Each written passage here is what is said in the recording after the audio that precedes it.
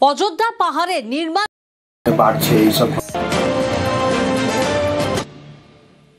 অযোধ্যা পাহাড়ে নির্মাণ ভাঙলো বন দফতর। বন দফতরের জমি দখল করে নির্মাণ চলছিল। দেখুন, 3টি বাড়ি ভেঙে দিল বন দফতর।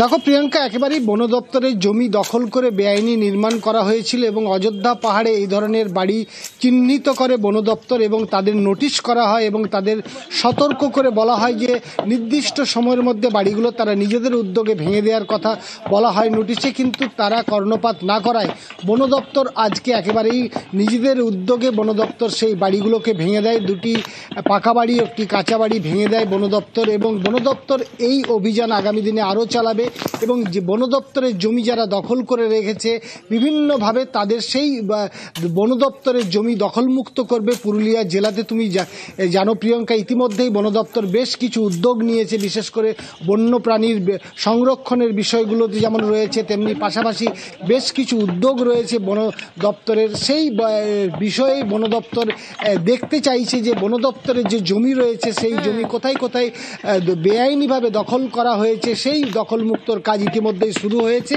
এবং এই অযোধ্যা পাহাড়ে 3টি বাড়ি ইতিমধ্যেই ভেঙে দেওয়া হয়েছে এবং আরও যে বাড়ি রয়েছে বা যে জমি দখল করে বেআইনিভাবে দখল করা হয়েছে বন দপ্তরের জমি, সেই বন দপ্তরের জমি চিহ্নিত করে দখলমুক্ত করবে বন দপ্তর। প্রিয়াঙ্কা, বেশ।